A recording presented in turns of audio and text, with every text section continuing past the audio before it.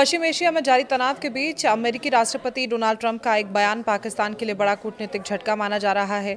जिस पाकिस्तान ने पिछले कई महीनों से खुद को अमेरिका और ईरान के बीच सबसे अहम मध्यस्थ के तौर पर पेश किया था, उसी पाकिस्तान का नाम ट्रंप ने अपनी ताज़ा प्रेस कॉन्फ्रेंस में लेना भी जरूरी नहीं समझा। ट्रंप ने साफ कहा कि अमेरिका ईरान के अनुरोध पर बातचीत कर रहा है और इस पूरी प्रक्रिया में सऊदी अरब, संयुक्त अरब अमीरात और कतर मध्यस्थ की भूमिका निभा रहे हैं, लेकिन पाकिस्तान का कहीं कोई जिक्र तक नहीं हुआ। अब सवाल उठ रहा है कि क्या वॉशिंगटन ने इस्लामाबाद पर भरोसा खो दिया है? क्या पाकिस्तान अब अमेरिका की नज़र में भरोसेमंद मध्यस्थ नहीं रहा? ट्रंप का ये बयान इसलिए भी बेहद अहम माना जा रहा है क्योंकि पिछले कुछ महीनों से पाकिस्तान लगातार दावा कर रहा था कि वो ईरान और अमेरिका के बीच संवाद की सबसे अहम कड़ी बना हुआ है और पाकिस्तान के नेताओं ने कई बार कहा था कि दोनों देशों के बीच तनाव कम कराने और बातचीत शुरू कराने में इस्लामाबाद की बड़ी भूमिका रही है। लेकिन अब ट्रंप के बयान में पाकिस्तान की उस पूरी कूटनीतिक कहानी पर सवाल खड़े कर दिए हैं। अगर पाकिस्तान वास्तव में इस प्रक्रिया का इतना बड़ा हिस्सा होता तो दुनिया के सामने उसका नाम जरूर लिया जाता।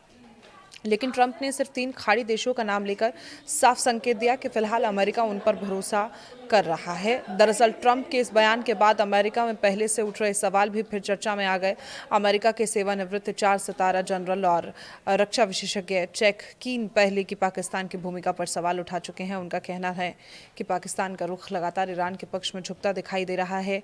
कीन ने आरोप लगाया कि पाकिस्तान और कुछ दूसरे मध्यस्थ देशों ने कई मौकों पर ऐसा रवैया अपनाया जिससे वो अमेरिका की बजाय ईरान के हितों को ज़्यादा करीब नजर आए। अगर अमेरिका के रणनीतिक हलकों में ऐसी कोई सोच मजबूत हुई तो ये पाकिस्तान के लिए किसी बड़े झटके से कम नहीं माना जाएगा। दिलचस्प बात यह है कि कुछ महीने पहले एक तस्वीर बिल्कुल अलग थी। जून 2026 में जब अमेरिका और ईरान के बीच बातचीत शुरू हुई थी तब पाकिस्तान को कतर के साथ सबसे महत्वपूर्ण मध्यस्थों में गिना जा रहा था और कतर के विदेश मंत्रालय ने भी सार्वजनिक रूप से पाकिस्तान की कोशिश की सराहना की थी। लेकिन इस्लामाबाद में दोनों देशों के प्रतिनिधियों के बीच बातचीत हुई थी और उम्मीद जताई जा रही थी कि पाकिस्तान इस पूरे संकट को शांत कराने में बड़ी भूमिका निभाएगा।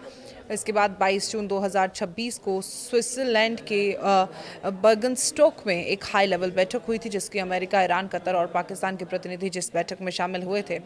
इस बैठक में ईरान के परमाणु कार्यक्रम, उस पर लगे आर्थिक प्रतिबंध, होर्मुज स्ट्रेट की सुरक्षा और भविष्य की वार्ता के रोडमैप जैसे बेहद संवेदनशील मुद्दों पर चर्चा हुई थी। उस समय तक पाकिस्तान को इस पूरी प्रक्रिया का प्रमुख मध्यस्थ माना जा रहा था और इस्लामाबाद भी लगातार अपनी भूमिका को अंतर्राष्ट्रीय स्तर पर प्रचारित कर रहा था। लेकिन पिछले कुछ हफ्तों में लगातार हालत तेजी से बदले हैं और ईरान और ओमान के बीच सीधे संवाद बढ़े हैं। सऊदी अरब, यूएई और कतर की सक्रियता भी पहले से ज़्यादा बढ़ गई है। ऐसे में ऐसा माना जा रहा है कि अमेरिका अब खाड़ी देशों के जरिए समाधान निकालने की रणनीति पर ज़्यादा भरोसा कर रहा है। ट्रंप का बयान इसी दिशा की ओर इशारा करता है और दिखाई भी देता है कि पूरे घटनाक्रम के राजनीतिक मायने तो काफ़ी बड़े माने जा रहे हैं। पाकिस्तान लंबे समय से खुद को इस्लामिक दुनिया और पश्चिमी देशों के बीच एक अहम कूटनीतिक पुल के रूप में पेश करता रहा, लेकिन अगर अमेरिका की नज़र में उसकी भूमिका कमज़ोर पड़ती है तो इसका असर सिर्फ ईरान वार्ता तक सीमित नहीं रहेगा बल्कि पाकिस्तान की अंतर्राष्ट्रीय साख और भविष्य की कूटनीतिक भूमिका पर भी इसका असर पड़ सकता है।